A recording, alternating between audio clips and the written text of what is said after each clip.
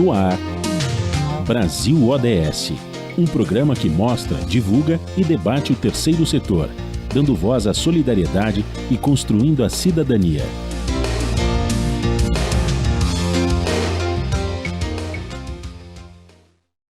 Olá, bom dia. Eu sou Joel Scari e começa agora o Brasil ODS, um programa do Observatório do Terceiro Setor com apoio da FAPESP, a Fundação de Amparo à Pesquisa do Estado de São Paulo. Segundo a OMS, a Organização Mundial de Saúde, o alcoolismo é um vício que atinge mais de 12% da população brasileira. Hoje vamos falar sobre mulheres e alcoolismo. Participo do programa Graziela Santoro, publicitária, facilitadora de diálogo saudável e presidente da Associação Alcoolismo Feminino. Bom dia, Graziela, seja muito bem-vinda ao nosso programa. Muito obrigada, é um prazer estar aqui. Obrigada pela oportunidade de falar de um problema tão sério, né? Um problema de saúde pública no Brasil e no mundo.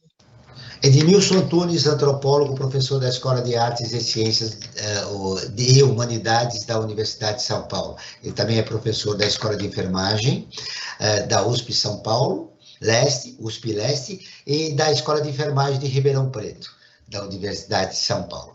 A co-apresentação do programa. Bom dia, Edmilson, seja muito bem-vindo.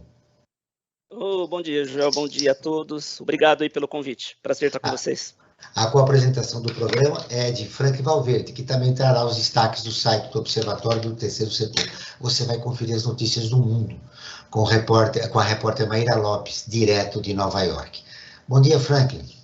Bom dia, Joel. Bom dia, Graziela. Bom dia, Edmilson. Bom dia você que está aqui em sintonia com o Brasil ODS na Rádio Brasil Atual.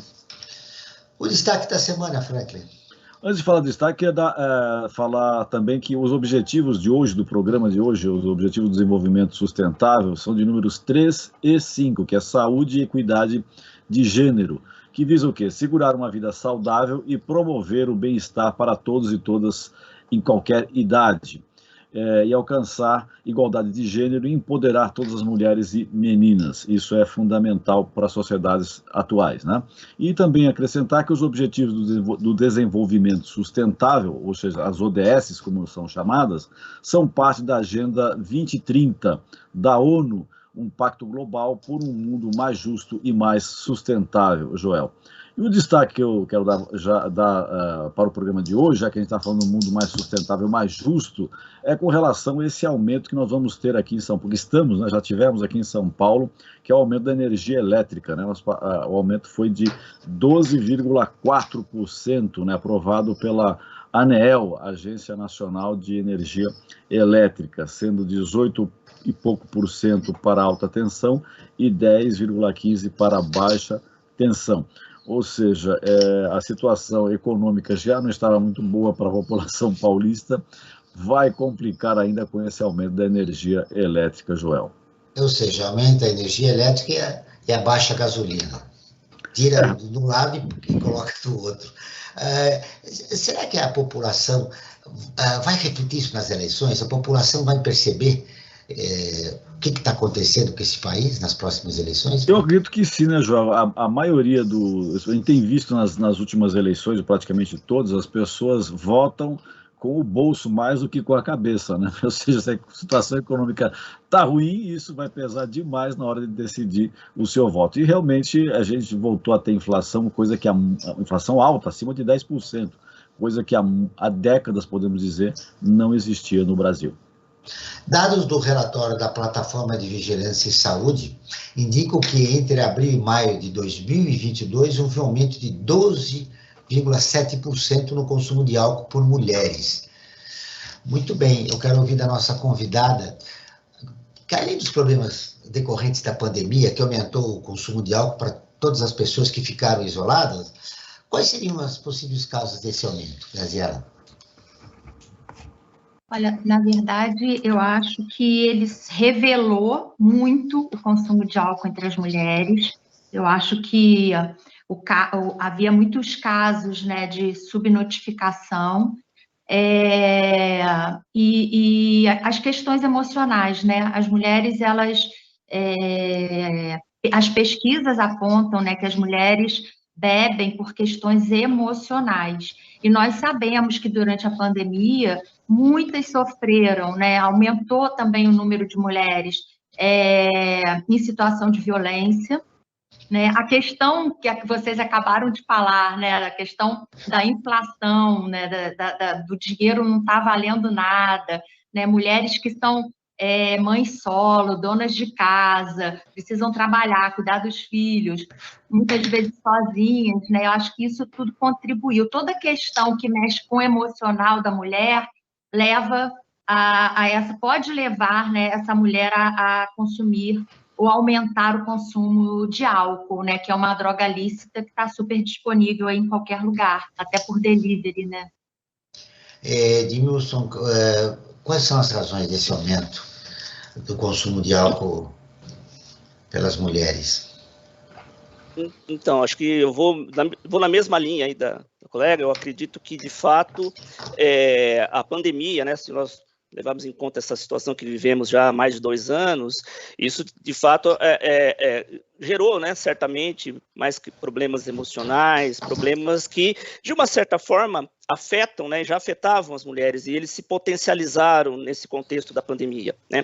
E uma questão também muito séria, que quando a gente fala do alcoolismo para as mulheres, é preciso levar em conta algumas especificidades, né? Quer dizer, embora, como foi dito, o álcool seja uma droga lícita, seja disponível, mas o beber feminino ainda ele é marcado por muito preconceito, né, por muita discriminação, muito estigma, né? Então, o alcoolismo feminino acaba sendo uma doença que muitas vezes é vivida na solidão, né? É vivida, enfim, a mulher não encontra muitas possibilidades de compartilhar essa situação. E isso certamente agrava e contribui para agravar o problema. Eu acredito que as questões emocionais acabam se potencializando mais em virtude dessa situação. Você levantou um aspecto interessante, Edmilson. Se o homem bebe, ele é machão, né? Se a mulher bebe, ela é alcoólatra. Exatamente. Inclusive, na pesquisa que nós conduzimos, isso, as próprias mulheres falavam isso. Elas diziam, não, o homem bebe socialmente, a mulher que bebe, ela é taxada como sem vergonha. Enfim, vem toda uma série de estigmas sobre a mulher, né? Então, a gente já começa a perceber aí que, embora a doença do alcoolismo afete tanto o homem quanto a mulher tem algumas especificidades que tem que ser levada em conta, né? Sobretudo nos agravos que essa doença pode causar. Graziela, o Edmilson levou a questão fundamental do preconceito em relação à mulher e o alcoolismo. Agora, a gente fez uma pergunta geral, agora especificamente, em que classe social a mulher sofre mais preconceito? De baixa renda, média ou alta renda? Eu acho que em todas, não tem, né, assim, a gente vive num país, né, num mundo, mas quando a gente fala de Brasil, né, a gente precisa olhar que o Brasil é o 5º país que mais mata mulheres, né, simplesmente por ela ser mulher, e o preconceito é enorme, é uma sociedade machista, patriarcal, e eu queria só complementar o que o Edmilson falou, né, além dessas questões, né, que ele falou, e por essas questões do preconceito, né, o homem quando bebe e quando faz milhares de outras coisas, ele é o tal, e a mulher, ela sofre essa quantidade de estigmas, ela fica como uma mulher sem valor, né, uma mulher, desculpa o termo, uma vagabunda, que não é o caso, né, e aí, assim, o que acontece? Ela demora mais a pedir ajuda, e aí a doença, ela é uma doença progressiva, né, ela tem estágios, e ela demora mais a pedir ajuda por isso, por vergonha, por medo, por culpa, né, por uma série de fatores. E quando ela pede ajuda, ela já está num estágio muito avançado. E a mulher, ela fica dependente mais rápido, né, porque ela tem mais gordura no corpo e menos água e menos enzimas que processam. Então, ela fica dependente mais rápido. Eu acho que é importante isso falar. Mas, de forma geral, assim, todas as mulheres, né, todas as mulheres, assim, na nossa associação, a gente recebe mulheres pós-graduadas, mulheres em situação de vulnerabilidade social. Então, eu acho que não tem especificamente, na minha percepção, né, eu não sou nenhuma cientista, nem pesquisadora, mas a minha percepção, a gente já acolheu mais de 1.500 mulheres em 2 anos e meio, são todas. Que tipo de acolhimento vocês dão? a gente tem como missão acolher essas mulheres, qualquer mulher que deseje parar de beber, né? Nós entendemos que, independente dela estar dependente, né, com a doença já, as mulheres que estão fazendo uso nocivo ou abusivo, elas também podem nos procurar e nós vamos acolhê-las. Se elas quiserem parar de beber, nós vamos ajudar. A gente levanta essa bandeira, um movimento mundial que tem aí, movimento pela sobriedade, mulheres pela sobriedade, né? O álcool, independente da doença, ele é uma substância que causa inúmeros malefícios, né? No mundo, são mais de 3,5 milhões de mortes por consumo de álcool no mundo. Isso é muito abafado e a gente precisa levantar essa bandeira. Então, a gente acolhe essas mulheres sem julgamentos, sem preconceitos. A gente trata com grupos terapêuticos específicos para falar de maternagem, para falar com as mulheres em situação de violência e consumo de álcool. Mulheres que realizaram cirurgia bariátrica, que a migração para o consumo de álcool e para a dependência está muito grande, né? Mulheres que têm transtornos, outros transtornos alimentares associados ao alcoolismo.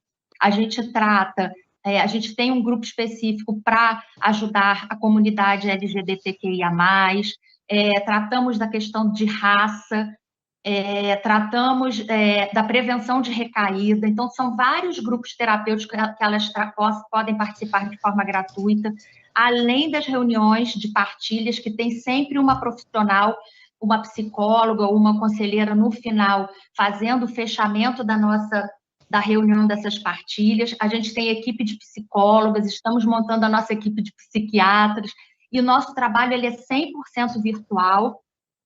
Tem o apoio da OPAS, Organização Pan-Americana de Saúde, e é um trabalho, assim, eu tenho muito orgulho de dizer que é um trabalho pioneiro no Brasil, e que tem grupo para familiares, né? Tem várias outras coisas que a gente... Muito interessante, Graziela.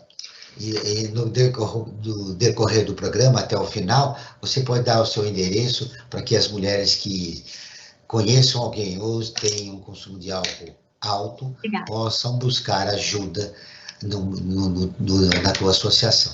Ô, Edmilson, nas tuas pesquisas, você já constatou que as mulheres jovens estão bebendo muito mais do que a geração anterior?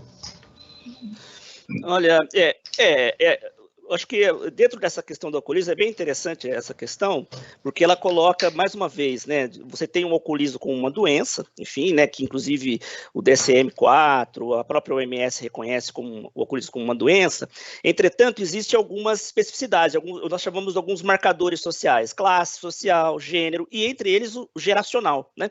Então, de fato, né, a gente tem que observar também essas singularidades, vamos chamar assim, né?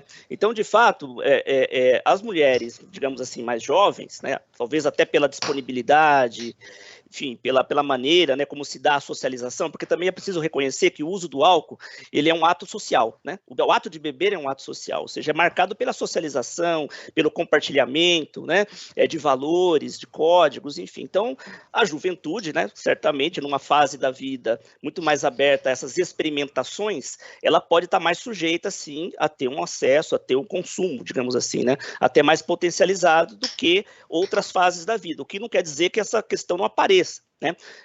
Mas, por exemplo, na pesquisa que eu conduzi nos Alcoólicos Anônimos, por exemplo, eu via na sala mulheres jovens, né? Que tinham esse problema, né? Enfim, estavam lá compartilhando suas experiências, assim como também nós tínhamos mulheres mais maduras, enfim, né, com mais idade. Então, é preciso observar esses marcadores, né? O marcador de gênero, sobretudo, então aí o alcoolismo feminino, e de outro lado, a questão propriamente geracional e ligar isso à própria sociabilidade, ao próprio modo de vida, por exemplo, das mulheres mais jovens, para poder entender, acho que de uma maneira mais completa, esse problema. Graziela, qual é a faixa etária das mulheres que estão mais receptivas a tratamento contra o alcoolismo? A jovem, a mulher de meia idade, a idosa? Quando as mulheres chegam à nossa associação, elas respondem uma pesquisa. Então, a gente recebe mulheres a partir de, a maioria, tá? 30, 28, até 60 anos, 60. de menos de 28 anos e acima de 60 são poucas, né? Mas procuram. A gente já teve uma menina de 18 anos, na verdade ela tinha 17, a gente precisou envolver a família, que já estava dependente de álcool, com 17 anos, né? Então, mas a grande maioria, a faixa principal, assim, é dos 30 aos 50 anos. Como é esse tratamento? O que vocês sensibilizam a mulher jovem, a mulher de meia idade, de que maneira? Então, só quero reforçar, né, que esse programa fala das ODS 3 e 5 e a nossa associação está muito em linha com isso, né? A gente Nós começamos trabalha... o programa falando das ODS. Aliás, esse é o nosso programa, né? Brasil ODS, que fala então, das 17 ODS. A gente está muito em linha com a ODS 3, especificamente a 3.5, que é reforçar a prevenção e o tratamento dos problemas decorrentes de substâncias, incluindo abuso de drogas entorpecentes e uso nocivo de álcool. Então, a nossa ONG é uma organização não governamental, né, uma organização que ajuda o trabalho que o governo deveria fazer, a gente faz, né, a gente participa desse trabalho, enfim. Então, a gente reforça a prevenção, levando informações tanto nas nossas redes sociais, no nosso site, a gente vai em comunidades, em ONGs, em empresas, e a gente fala de prevenção, escolas, né, e a gente trabalha e ensina as pessoas que estão ali, não simplesmente vai lá e faz uma palestra, mas a gente prepara todas as pessoas que estão envolvidas ali com a empresa, enfim. Então, a gente está muito, muito em linha com isso e também de dar esse assistencialismo através da nossa associação. Como? Elas chegam, a gente faz um acolhimento, uma voluntária conversa, acompanha essa mulher durante o primeiro mês dela. O que eu já falei dos nossos grupos terapêuticos, né,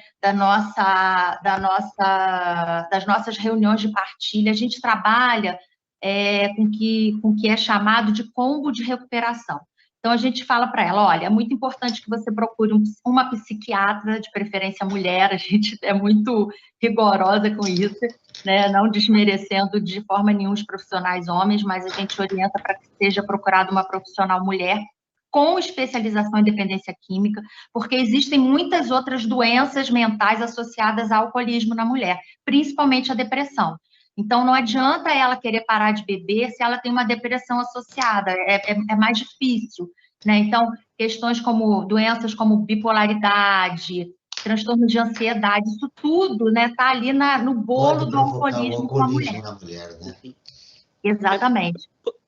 Muito bem. Agora nós vamos ouvir a Rádio ONU. Complementar um pouquinho? Claro que sim. Fica à vontade. Não, é só complementando, né? Eu acho que essa questão que foi dito é importante criar essa relação e reconhecer a questão de gênero como parte desse problema, né? Então, espaços de mulheres compartilhando suas experiências com mulheres é fundamental para essa recuperação, né? Nessa pesquisa que nós conduzimos, por exemplo, eu pesquisei nas reuniões femininas, são reuniões que só mulheres frequentam. E são espaços de gênero fundamentais, onde as mulheres conseguem, aí sim, compartilhar suas experiências sem aquelas pressões de estigma, do preconceito, da discriminação. Então, só para complementar a importância, né, de se oportunizar espaços de gênero femininos, onde as mulheres possam compartilhar suas experiências. Vamos agora ouvir a Rádio ONU, parceira de conteúdo do Observatório do Terceiro Setor, com a reportagem OMS alerta para a necessidade de regulamentar propagandas de bebidas alcoólicas. A Maíra Lopes, de Nova York, tem as informações. Um novo relatório da Organização Mundial da Saúde destaca o uso crescente de técnicas sofisticadas de propaganda no setor de bebidas alcoólicas e a necessidade de uma regulamentação mais eficaz. O estudo mostra que os jovens e consumidores frequentes são os principais alvos das peças publicitárias, muitas vezes em detrimento da sua saúde. Segundo a OMS, em todo o mundo, 3 milhões de pessoas morrem a cada ano como resultado do uso nocivo de álcool, uma a cada 10 segundos, representando cerca de 5% de todas as mortes. Um número preocupante das mortes relacionadas ao álcool ocorre entre pessoas mais jovens. De acordo com os dados da OMS, o consumo exagerado de bebidas alcoólicas é responsável por 13,5% de todas as mortes entre pessoas entre 20 e 39 anos. Para o diretor-geral da OMS, Tedros Ghebreyesus, o álcool rouba a vida e o potencial dos jovens, suas famílias e sociedades. Ele adiciona que, apesar dos claros riscos para a saúde, os controles sobre a comercialização do produto são muito mais fracos do que para outros psicoativos. Assim, Tedros Ghebreyesus afirma que uma regulamentação melhor, bem aplicada e mais consistente do marketing do álcool salvaria e melhoraria a vida dos jovens em todo o mundo. Da ONU News em Nova York, Mayra Lopes. Continuamos com o Brasil ODS, um programa do Observatório do Terceiro Setor com apoio da FAPESP, a Fundação de Amparo à Pesquisa do Estado de São Paulo. Hoje falamos sobre mulheres e alcoolismo com Graziela Santoro e Edmilson Antunes, que é professor da USP. Franklin, o que os nossos seguidores voltaram a respeito do tema do programa de hoje? É isso, João. A cada programa que nós fazemos aqui na Rádio Brasil Atual, nós realizamos uma enquete. Não tem um estudo científico, como o estudo feito pelo Edmilson, por exemplo, né? Mas dá para ter uma noção de como que as pessoas pensam a respeito do tema que nós vamos abordar nos nossos programas. E para o programa de hoje, a gente lançou a seguinte questão: você conhece alguma mulher alcoólatra? E o resultado foi o seguinte: os 64% das pessoas disseram que sim, contra 36% que não conhecem nenhuma mulher que sofre com os problemas do alcoolismo. Tá? E eu queria fazer uma questão, Joel, para o Edmilson, assim como para a Graziela, a respeito da questão do alcoolismo. Tá? Sempre que se fala em alcoolismo, né, o alcoolismo ou qualquer consumo de qualquer outra droga, seja ela lícita ou ilícita, a primeira coisa que vem à mente de muitas pessoas é pela proibição. Tem que resolver, vamos proibir, então, o uso, né, o consumo. E a gente sabe, historicamente, que isso não funciona. Né? Não funciona lá para trás na proibição da bebida alcoólica, né? Não só no Brasil, como em outros países, como a questão da lei seca nos Estados Unidos. Né? Isso aumenta o tráfico, aumenta o contrabando, enfim, não resolve o problema. Né? E como nós estamos vendo hoje, inclusive no Brasil, com as drogas ilícitas, né? Que o proibicionismo também não resolve o caso. Então eu coloco a questão tanto para o Edmilson como para a Graziela. O que pode ser feito para diminuir o consumo, no caso específico do programa de hoje, do álcool? Vamos começar pela Graziela. Tem um exemplo muito bacana na Islândia. Eles reduziram bastante o consumo, existe um relatório da Organização Mundial de Saúde, da Saúde, né, chamado SAFER, e nesse relatório existem as orientações para que todos os países, os governos sigam, né, e seguindo essas orientações, a gente já consegue uma redução no consumo, né. Eu vou falar assim de cabeça o que eu me lembro, mas a questão da prevenção, da educação nas escolas, né, a partir de 6 anos de idade, você já pode conversar com as crianças sobre isso.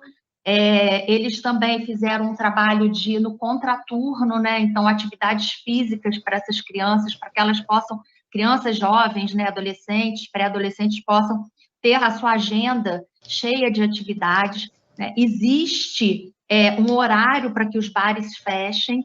Né? Eu acho que aqui no Brasil a gente teve uma experiência muito positiva com a questão do cigarro, né?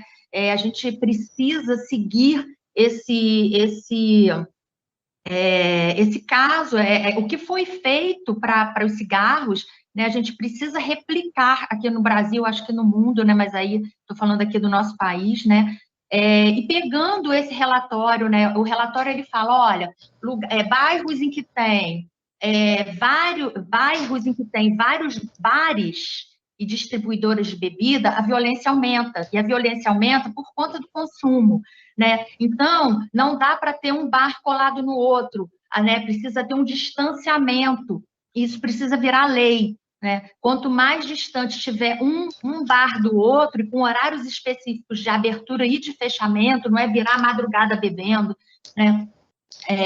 Então, isso assim, são coisas que foram testadas, né? A questão, de novo, da prevenção, a questão do delivery, não deveria existir, pode parecer um radicalismo, mas o delivery aumenta o consumo, né? Então, a pessoa precisa se esforçar, não, eu quero beber, então eu vou ter que pegar meu carro, pegar um Uber, sair para ir comprar, mas não ter um delivery entregando bebida para mim, né? Para nenhuma pessoa, né? Enfim, existem várias outras orientações, então esse relatório chama SAFER, e é muito importante que a gente tenha esse conhecimento, que o Brasil olhe para isso e comece a agir de acordo com essas orientações da Organização Mundial da Saúde. Perfeito. Edmilson. Perfeito, Graziela. Eu vou na mesma linha. Eu acredito que nós temos que pensar essa questão sobre vários ângulos, né? De um lado, como foi dito, o proibicionismo, né? O chamado proibicionismo, de fato, ele acaba talvez criando mais problemas, né? Como foi o caso da lei seca nos Estados Unidos, que é um exemplo clássico, né? Onde foi proibido o consumo, a venda, enfim, do álcool, e isso acabou gerando uma série de problemas, inclusive associados à violência, né? Então, a gente precisa atuar em várias frentes, e entre elas, eu acredito, a educação, né? Certamente a educação e saúde, e o que foi dito na reportagem há pouco, a questão da publicidade. Nós temos um problema sério no Brasil, já houve tentativas de se regulamentar essa questão no Brasil, mas o lobby formado, sobretudo pelas empresas, enfim, né, as indústrias de bebidas, é muito forte. Ou seja, no Brasil hoje, você não tem, acho que, se não me engano, é proibido talvez o teor alcoólico de 10 ou 12, quer dizer, tanto que bebidas de alto teor alcoólico, você não tem propagandas, por exemplo, em horário nobre, né? Você tem muito mais tarde da noite. Já bebidas, né, de teores alcoólicos um pouco mais baixo, essas você acaba tendo propaganda, inclusive, em horários nobres, né?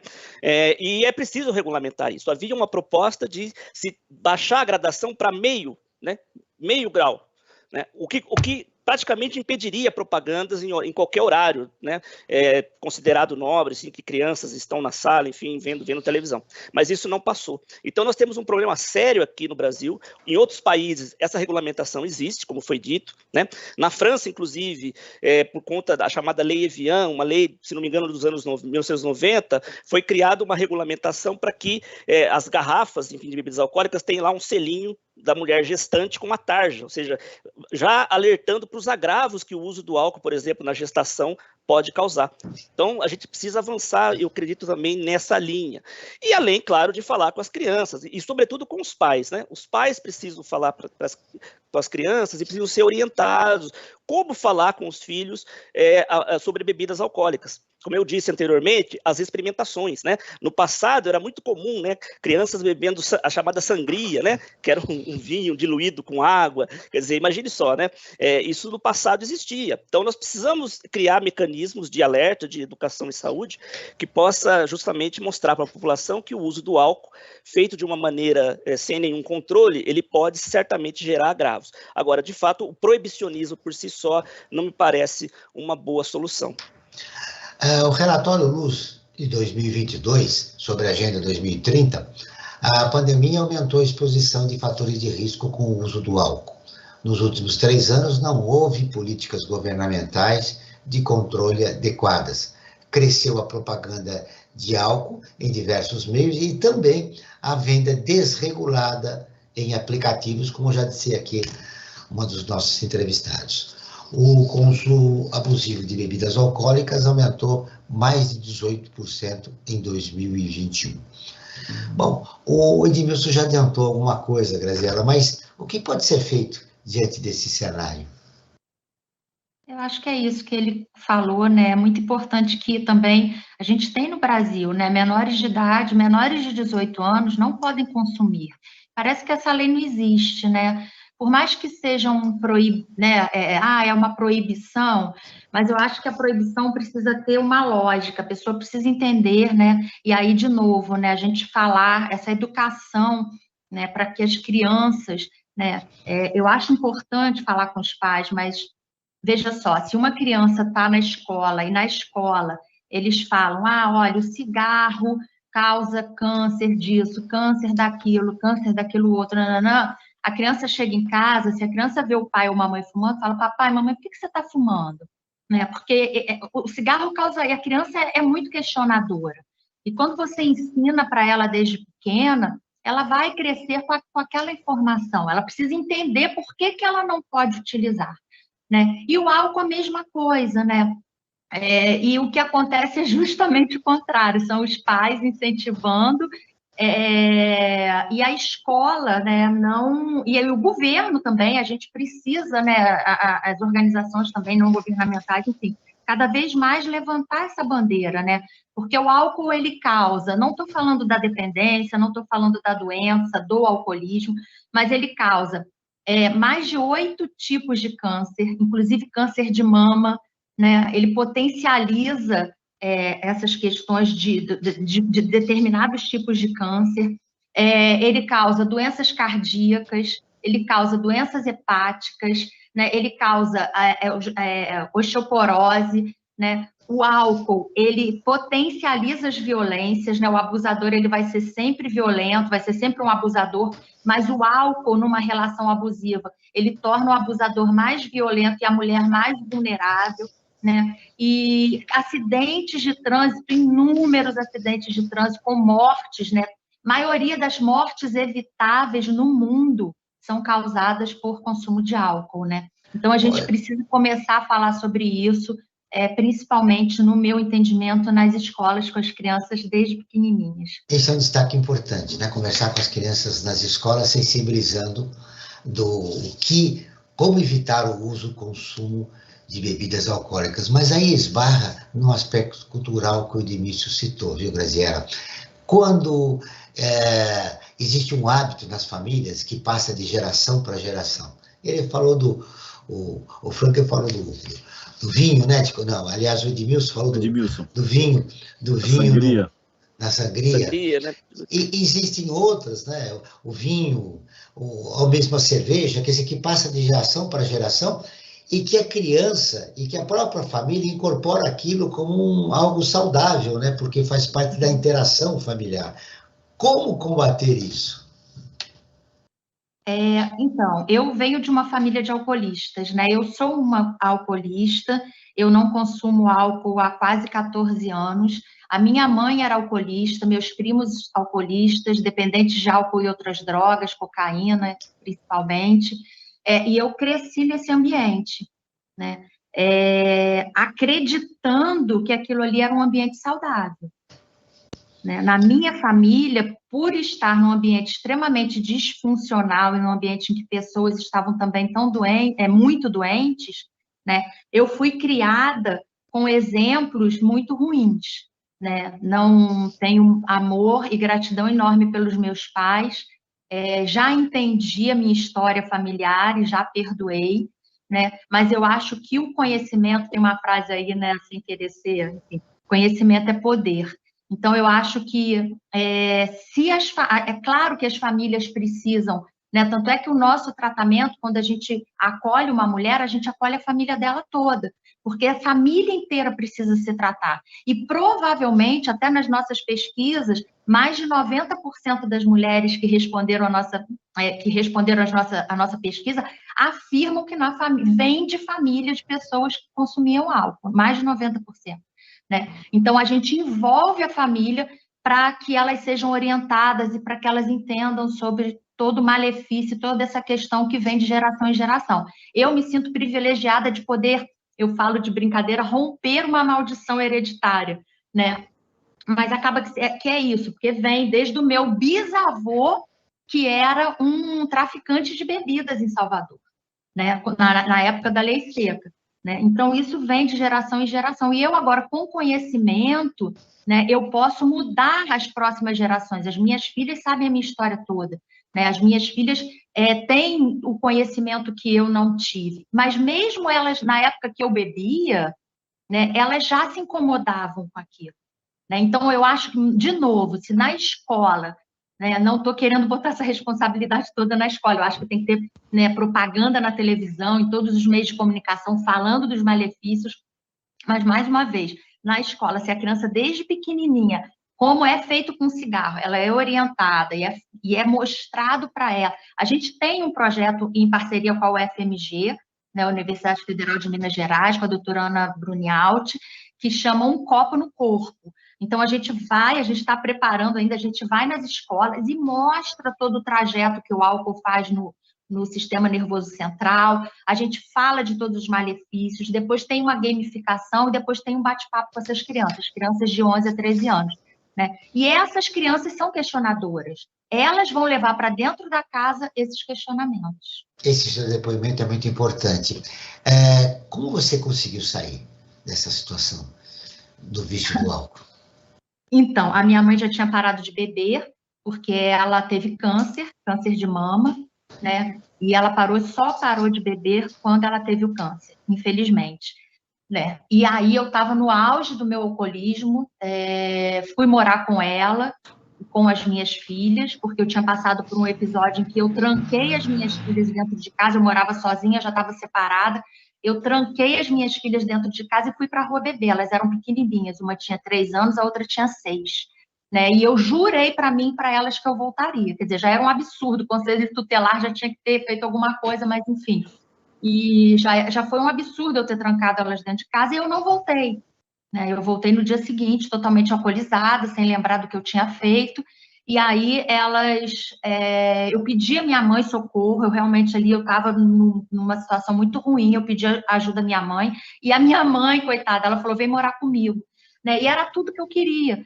porque aí minha mãe ficou com minhas filhas e o meu alcoolismo só piorou, porque aí eu não precisava me preocupar com as minhas filhas, né? Só que um dia ela me chamou, eu saí com um namorado, né? É importante falar que os relacionamentos, eles são um grande gatilho para as mulheres que têm a dependência do álcool. Muitas recaem por conta de relacionamentos, e eu estava num relacionamento, mais um relacionamento abusivo, eu fui espancada, eu levei muito soco na cabeça, muito soco no rosto, desmaiei. Meu irmão me encontrou, né, no meio da rua desmaiada, porque essa pessoa que me espancou foi lá avisar que eu tinha agredido ele.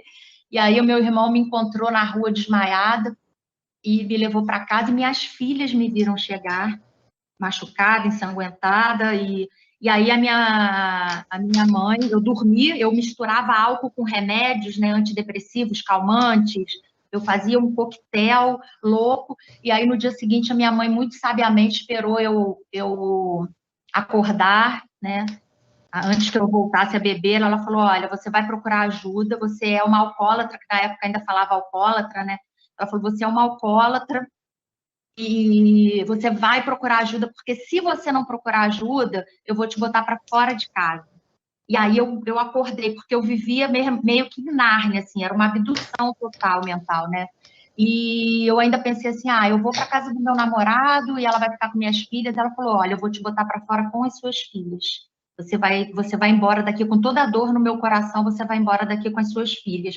Eu estava toda endividada, né? Porque e a idade das suas filhas na época, qual era? Minhas filhas uma tinha 12 e a outra tinha 15, por aí. Quer dizer, eu bebi muito, né? Eu fiquei muito tempo na casa da minha mãe bebendo, e elas sofreram absurdamente, né? Mas é importante falar que eu também sofri, né? Para que as mulheres não se sintam culpadas, eu já me perdoei, eu estava muito doente. Mulheres que estejam bebendo e ouvindo, né? Não se culpem, vocês estão doentes, isso já ajuda, né?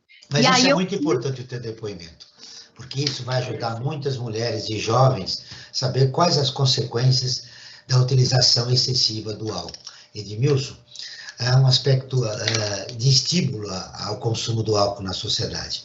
Eu já ouvi muitas frases assim, eu bebo para me tornar interessante, eu bebo para tornar as pessoas interessantes, e acabam perdendo a linha.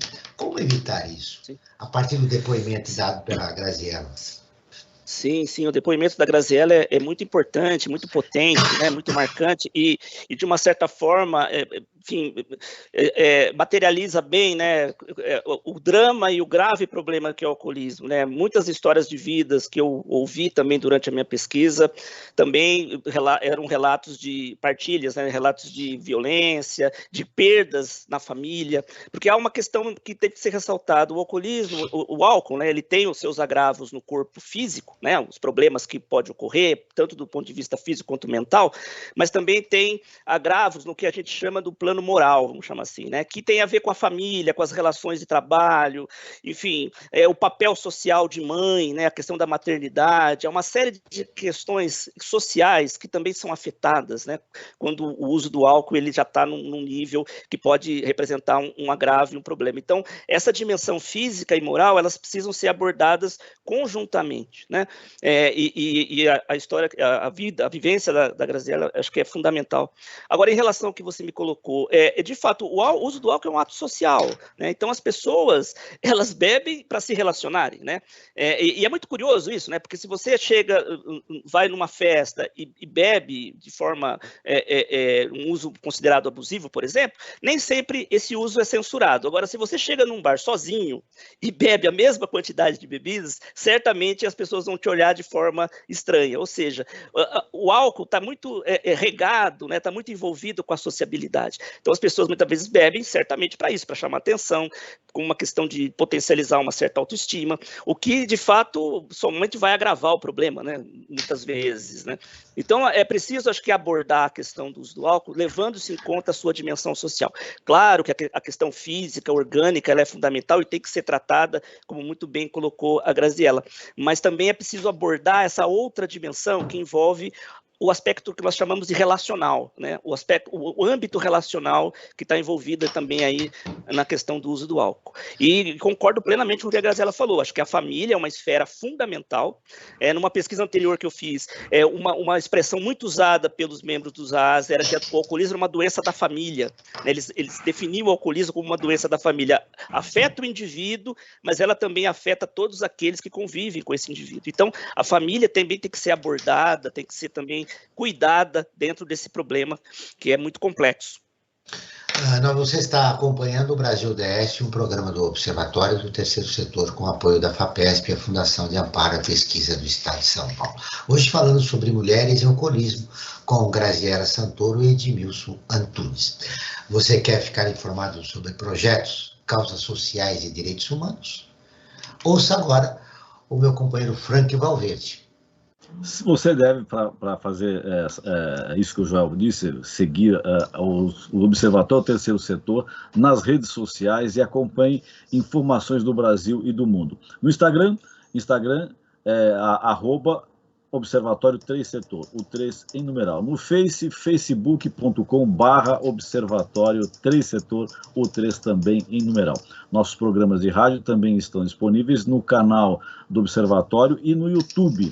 Lá você também encontra entrevistas e quadros como Você Sabia e Você Conhece, que mostram aspectos ignorados da história e refletem sobre a nossa sociedade. Para isso, basta buscar por Observatório 3 Setor, o 3 sempre em numeral. E eu gostaria de colocar uma questão, Joel, nós já estamos caminhando para o final do programa, e as pessoas às vezes dizem o beber socialmente, né? Existe uma medida de se beber socialmente e você ser um alcoolista, como é tratado as pessoas hoje que são dependentes do consumo de álcool? Edmilson. Pois não. Eu acho que aí é preciso pensar um pouco a questão, como eu disse, sobre vários ângulos. Há uma medida, sim, se a gente pegar os manuais da OMS, enfim, do próprio DSM-4, que estabelece, né, a quantidade de doses, né, tanto para homens quanto para mulheres, você pode ter uma certa gradação, digamos assim, né, do chamado consumo considerado abusivo, né, o chamado beber binge, né, o binge, né, que é aquele beber, enfim, que ocorre de forma compartilhada e muitas vezes também numa dimensão mais considerada abusiva, né, um consumo maior, né, mas também, quando a gente fala do beber social, né, sobretudo quando a gente analisa essa questão pela ótica das chamadas ciências sociais, enfim, você vê que há essa dimensão da sociabilidade, que regra, quer dizer, aí nós podemos dizer que é uma regra tácita, né? Não é uma regra escrita, né? Onde as pessoas utilizam o álcool, né? Nos ambientes, enfim, em festividades, celebrações, né? Como uma forma de regular essas relações, né? Então, aí é um outro tipo de enfoque, né? Mas é preciso observar também as gradações, né, que são estabelecidas, né, e que estabelecem aí, então, o tipo de beber, o beber considerado abusivo, o beber considerado moderado, e aí, claro, o beber compulsivo, né, que aí você está num estágio já da dependência, né? Mas, de uma certa forma, o beber social, ele corresponde muito mais a essas possibilidades, né, de um uso que faz uma espécie de mediação, né, entre as pessoas e estabelece os vínculos, né? Graziela. Então, a Organização Mundial de Saúde afirma que não há doses seguras para o consumo, né?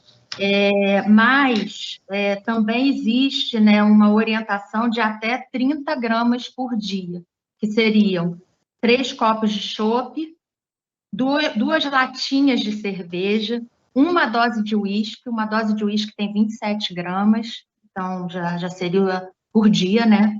E 3 taças de vinho. Como o Edmilson falou, o beber em binge, ele é muito utilizado pelos jovens, por isso a preocupação. Porque o binge é você beber uma enorme quantidade de álcool num tempo muito reduzido. Então, quando tem essas festas universitárias, tipo, chega mais cedo, que de 10 à meia-noite a bebida é liberada, a garotada vai e bebe, e aí isso pode dar uma intoxicação alcoólica, um coma alcoólico, né? E isso é muito prejudicial, e os jovens fazem muito isso, né? Então, é muito importante que, eu queria só complementar também o que o Edmilson falou antes, que eu acho muito importante, a questão da autoestima na mulher. Por isso, a ODS 5, que a gente também, né, a gente está falando de ODS, a ODS 5, que é alcançar a igualdade de gênero e empoderar mulheres e meninas. As mulheres bebem muito por questões emocionais, né? Muitas de nós tinham uma baixa autoestima, né? E trabalhar a autoestima, trabalhar o empoderamento dessas mulheres faz parte do processo de recuperação delas para nós da associação. Tá bom, gente? Então, é isso que eu queria deixar. Ótimo o seu destaque. O consumo de álcool no Brasil supera a média mundial e apresenta taxas superiores a mais de 140 países. Os dados são da OMS.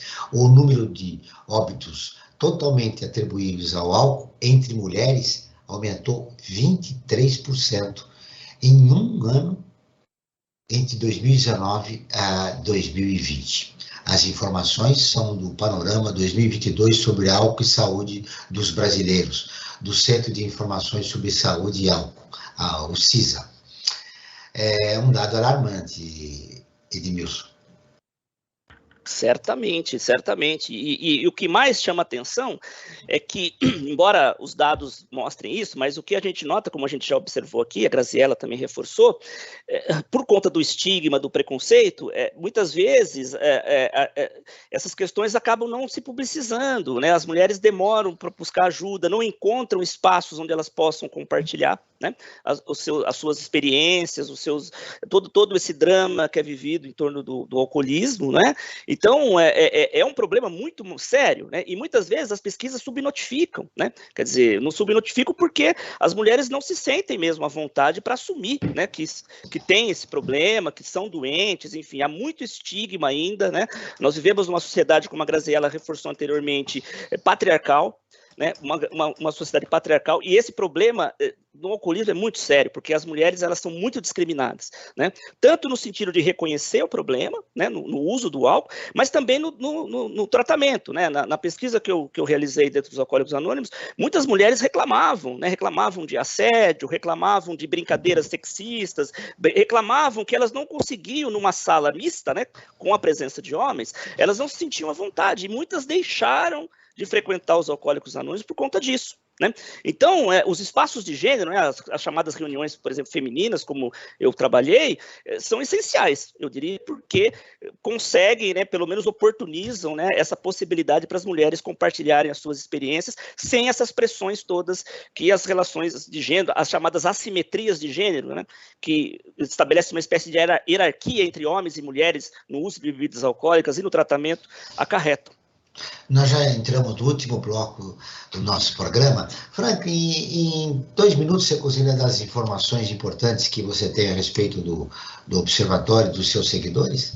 Perfeito. Eu gostaria de dar um destaque, já que nós estamos falando hoje sobre mulheres e alcoolismo, uma matéria que saiu no site do Observatório do Terceiro Setor, uma matéria que foi escrita pela Yara de Andrade, que diz o seguinte: efeito pandemia, em 2020 teve o maior número de mortes por álcool no Brasil. Acho que isso é um dado importantíssimo, né, englobando tanto homens como mulheres. Essa matéria foi feita com base no DataSUS, né, do Centro de Informação sobre Saúde e Álcool, o CISA, que revelou na publicação Álcool e a Saúde dos Brasileiros, Panorama 2022, que diz lá em 2020, né, quando iniciou a pandemia, o primeiro ano, né, houve 8.169 mortes totalmente vinculadas com a questão do consumo de álcool no país. Né? Então, convido a todos e todas para lerem essa matéria no site do Observatório do Terceiro Setor, Joel. Muito bem, Franklin. O último inventário do AA de 2018 apontou que cerca de 13% dos participantes eram mulheres. Eu quero destacar mais um dado aqui. O consumo de álcool no país chega a 13 litros por ano. Né? Desses 13 litros, 4 litros são consumidos por mulheres. Em pesquisa feita pela Escola de Artes e Ciências e Humanidades da Universidade de São Paulo, se constatou que encontros do Alcoólicos Anônimos só para mulheres tendem a ser mais eficientes no tratamento do que em grupos mistos. No início do programa, a Graziela falou isso. Foi confirmado também, né, nesse levantamento, Edmilson. Sim, Joel, certamente. Nós temos poucas, né? Pelo menos na cidade de São Paulo. A cidade de São Paulo conta com aproximadamente 120 grupos de AA espalhados por todas as regiões da cidade.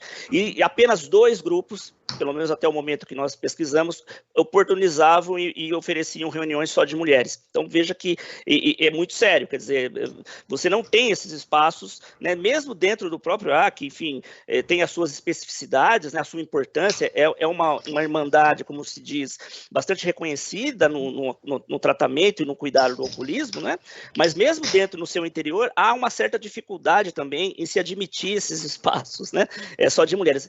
O que é diferente, por exemplo, nos Estados Unidos, você tem muito mais reuniões só de mulheres. Em países europeus também isso acontece. Então, aí também é preciso observar as questões culturais, né? Como já foi observado aqui, que também influenciam, né, na criação e na possibilidade da criação desses grupos femininos, ou desses espaços de gênero, como nós chamamos, nos quais as mulheres podem compartilhar as suas experiências. Franklin, numa frase, o destaque final do programa. Uma síntese, Joel, do programa de hoje. A solução do alcoolismo passa fundamentalmente por a questão da educação. Educando as crianças e jovens, nós evitaremos alcoolistas no futuro. Professor Edmilson, seu destaque final. Eu queria mais agradecer a possibilidade de estar aqui, Graziela, Joel, todos vocês, e dizer isso, né? Eu acho que a educação certamente é o caminho, né? No sentido de podermos avançar, sobretudo para quebrar esses estigmas de gênero. Acho que quando a gente fala do alcoolismo das mulheres, é preciso reconhecer as especificidades que esse alcoolismo tem, sobretudo aquelas relacionadas às assimetrias, às desigualdades de gênero. Talvez assim a gente consiga oportunizar espaços nos quais as mulheres vão poder compartilhar suas experiências e encontrar um caminho aí para manterem a sobriedade. Obrigado. Seu destaque final, Graziela, agradecendo a sua entrevista e parabéns pelo seu depoimento e pelo seu trabalho realizado na Associação das Mulheres Alcoólicas. Obrigada. Eu quero aproveitar esse finalzinho para convocar as mulheres que estão assistindo, né, os familiares que estão ouvindo, que nos procurem, né, no Instagram, né, alcoolismo_feminino, o nosso site, Associação Alcoolismo Feminino, né, nós somos uma organização não governamental que acolhe mulheres que desejem entender sobre esse universo do consumo de álcool, familiares também, né, e quero dizer que o meu alcoolismo não me define, né, eu não sou uma mau caráter, eu não era, né, uma mau caráter, desculpe o termo de novo, uma vagabunda, né, nem nada disso, né? Eu estava muito doente e eu precisava de muita ajuda. E só para finalizar, assim, a família, não se culpem, né, pela família estar adoecida, porque provavelmente ela já era uma família adoecida antes de você começar a beber. tá? Procure ajuda, mulher, a gente pode te ajudar. Obrigada.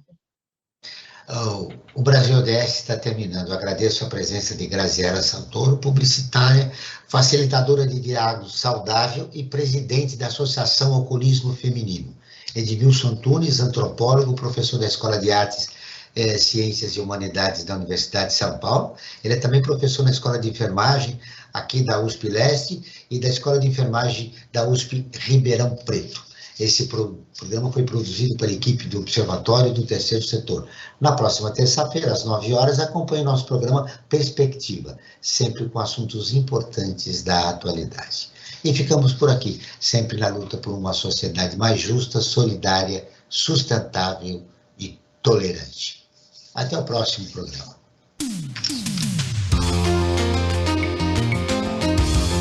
Você acabou de ouvir Brasil ODS, um programa do Observatório do Terceiro Setor.